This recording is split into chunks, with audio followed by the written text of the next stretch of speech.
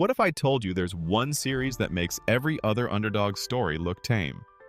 Solo Leveling hits different. Welcome to Anime, bud. We've seen plenty of weak-to-strong heroes in anime and manhwa, but Sung Jin-Woo's journey is on another level, literally. From its jaw-dropping art to heart-pounding storyline, Solo Leveling took the internet by storm, leaving other adaptations in the dust. In a world of flashy anime and webtoon adaptations, this series stands out like a max-level boss in a room full of noobs.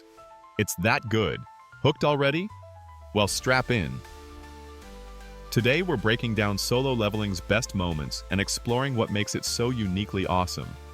Whether you're a longtime fan or a curious newbie, this breakdown will get you hyped. No heavy spoilers, I promise. Just pure excitement. Ready? Let's dive in. Before we geek out over epic moments, let's set the stage for newcomers. Solo Leveling is set in a world where portals called gates unleash monsters, and certain people called hunters fight them for a living. Sounds standard, right? But here's the twist. Once a hunter awakens to their rank, E, D, C, B, A, or S, they're stuck at that power. They can train all they want, but they cannot level up like game characters. In other words, an E rank will always be an E rank, except for one guy. Enter Sung Jin-Woo, famously known as the world's weakest hunter. Imagine being an E rank hunter so weak that even the neighborhood cat might bully you. That's Jin-Woo at the start. He's scrawny, broke, and barely survives low-level dungeons to pay for his sick mom's hospital bills. You've got to respect his determination, though. Despite how terrified he is, he keeps fighting because he has to. Would you keep risking your life in scary dungeons if you were that weak? Jin-Woo does, and that's why we love him. Now, here's where things go nuclear. Jin-Woo's raid party stumbles into a double dungeon, basically a hidden super deadly dungeon nested inside a normal one. Surprise! It's a trap, and it turns into a bloodbath. This is the moment that changes everything. Without spoiling the gritty details, Jin-Woo ends up sacrificing himself to save his friends when all hope seems lost. It's intense. You're watching this poor guy who's been called useless actually choosing to die so others can live. If your heart isn't breaking for him at that moment, are you even human? But guess what? The story doesn't end with our hero squished. In the darkest moment, a strange magical program pops up in front of Jin-Woo. Think of it like a video game interface saying, "Congrats, you've been chosen as a player." Boom. Jin-Woo wakes up in the hospital with a unique player system that only he can see. Suddenly, life is an RPG, and he's the sole player. Quest logs, stats and levels, daily missions and loot drops. Oh yeah. It's like God handed him a personal game cheat code. Solo Leveling's big twist is that Jin-Woo becomes the only hunter in the world who can level up beyond his initial weak rank. This player system is our context for everything. It gives Jin-Woo quests, like do 100 push-ups or die. No kidding. The system literally threatens to kill him if he skips leg day. It lets him grow absurdly strong, and it holds a mysterious agenda of its own. The double dungeon was the catalyst. The system is the engine that drives Jin-Woo's incredible rise. Keep that in mind as we hit the highlights, because understanding this setup makes those epic moments even sweeter. And if you're new, don't worry, the only spoilers here are from the first episode chapters, just enough to get you hooked. Alright, now that Jin-Woo's got this OP leveling system, he's gonna turn into a mindless fighting machine, caring about nothing except power-ups, right? Wrong! One of the coolest parts of Solo Leveling is Sung Jin-Woo's character development, not just his stat sheet. Sure, watching his health bar go from tiny to titan is hype, but let's talk about the man behind the power.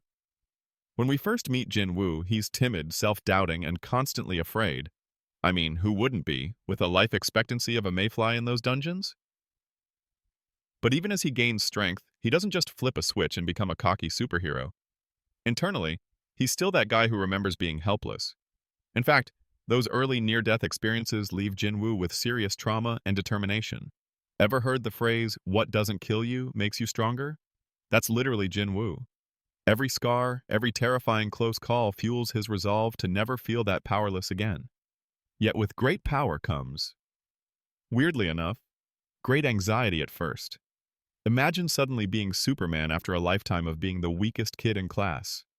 Jin-Woo has to hide his new abilities from the world, unsure who or what might come after him if they knew. That means double lives. Playing the weakling in front of others, while secretly solo clearing dungeons at night. Cue the Clark Kent vibes, glasses off, monster slaying on.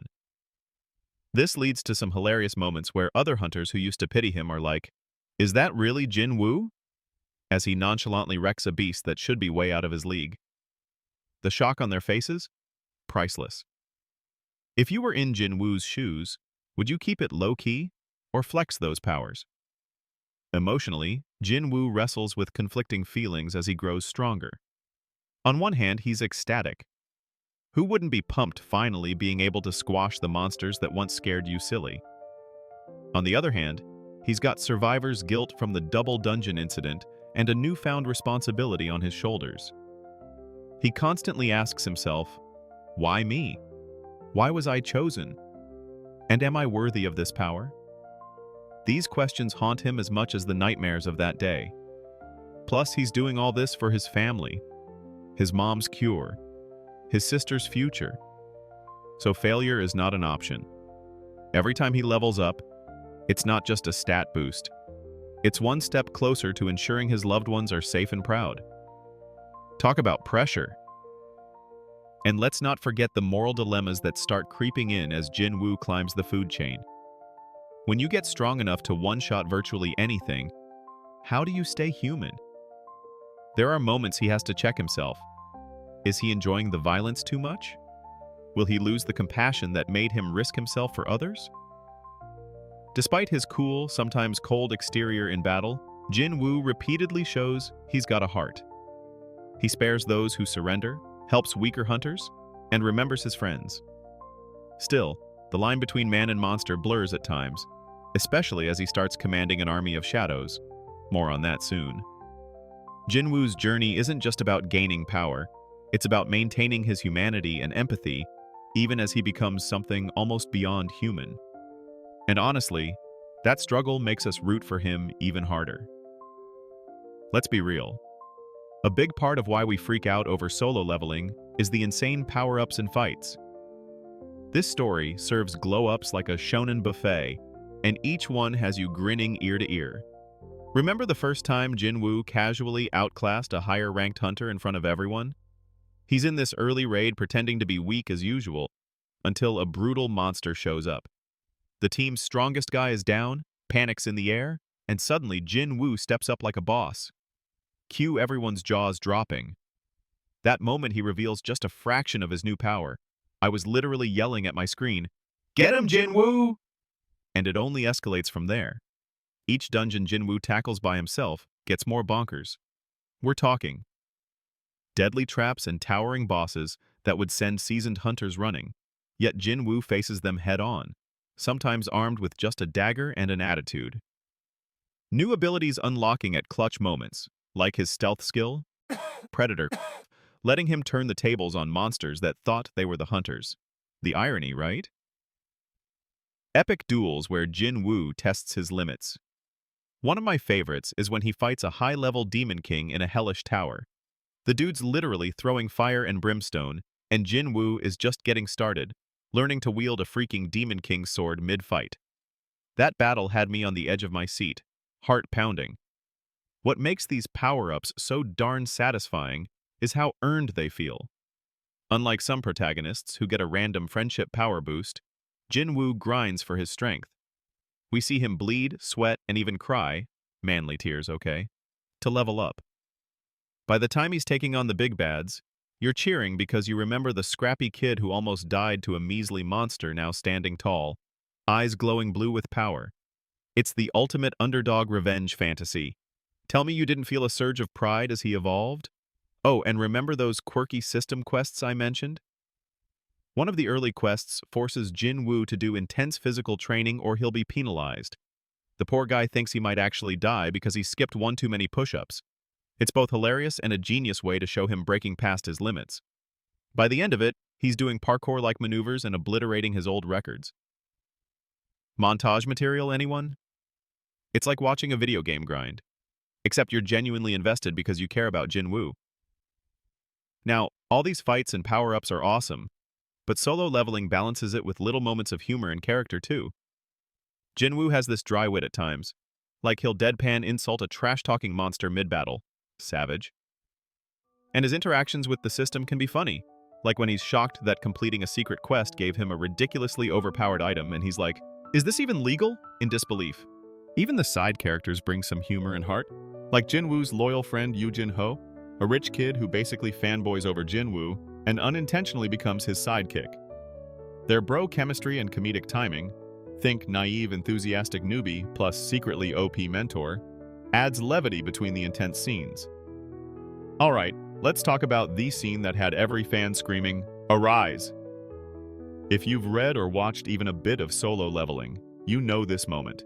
It's pure chills. I'm getting goosebumps just thinking about it. Picture this. Jin-Woo stands alone, surrounded by the fallen bodies of monsters, and maybe a few unlucky hunters who crossed him. The battle is over, the dust is settling, but our boy isn't done yet. With a calm, cold stare, he stretches out his hand over the field of corpses and commands, "Arise." One word, and suddenly, Sha-bam! The shadows of the dead begin to stir. Dark, smoky figures lift off the ground, blue flames in their eyes, now bound to Jin-Woo's will. In that instant, Jin-Woo transforms from lone warrior to Shadow Monarch, leader of an undead army at his beck and call. Tell me that isn't the most metal thing ever! Visually, it's a chef's kiss moment. The art panel scene is absolutely legendary. But beyond the badass imagery, let's talk symbolism. The word "arise" isn't just for the monsters, it's for Jin-Woo himself. It marks the rise of a king. This is the moment he embraces who he's meant to be. Think about it. He started as the weakest, practically bowing his head to everyone and every threat. Now he's the one literally telling the dead to rise before him. It's a total 180 in status. Arise signifies Jin-Woo rising above his former self, casting off the last chains of weakness and fear. From this point on, he's not just surviving, he's dominating. I remember when I got to this part, I had to pause and just fist pump the air. It was the ultimate payoff. All those lonely training sessions, all the pain and loss, culminating in Jin-Woo gaining the power to command life and death. And you know what's wild? He uses this power responsibly, for the most part. Instead of turning evil overlord, which, let's be honest, lesser characters might do with an undead legion, Jin-Woo stays focused on protecting those he cares about and eliminating the real threats. Character growth, baby! There's also a cool thematic element. By commanding shadows, Jin-Woo is literally turning darkness, his trauma, fear, and the dark creatures he's fought, into his strength. It's like he's conquering his demons, internal and external, and making them work for him. How's that for poetic justice? Every time he says "arise" from then on, it's a flex of how far he's come. And trust me, each new shadow soldier he raises has its own story and adds to the hype. I won't spoil, but there are a few shadow buddies you're gonna love. So yeah, the "arise" moment isn't just a flashy scene. It's a turning point for Jin-Woo's soul. It's the moment we realize the hunter has become the monarch. If you felt your heart pound or got literal shivers when you saw it, you're not alone. Confession. I replayed that scene like 5 times, and I might have whispered "arise" dramatically in my room. For science, of course. How about you? Did the "arise" scene blow your mind, or what? Let me know, because I'm still not over it. It's not just Jin-Woo's personal journey that makes Solo Leveling special. This series delivers epic fights, unexpected humor, and genuine heart, keeping the energy sky high from start to finish. Every chapter episode finds a way to either get your adrenaline pumping or make you laugh, or both, which is why it's so dang engaging. Let's talk epic fights first, because oh boy, this story spoils us with them. From showdowns with S-rank beasts that require crazy strategy, to massive war-scale battles where Jin-Woo and his shadow army take on literal hordes, the action just keeps leveling up. Pun intended. One standout battle has Jin-Woo facing hundreds of monsters pouring out of a gate, basically single-handedly preventing a national disaster. It's chaotic, it's intense, and our guy is in the center of it like some dark avenging angel. By that point, other top hunters are watching him like, who is this dude? And we, as readers, viewers, are like, that's our Jin-Woo, y'all! You know a fight is good when you're internally screaming and doing a victory dance as each enemy falls. True story, I spilled my drink during one particularly hype fight scene. Worth it.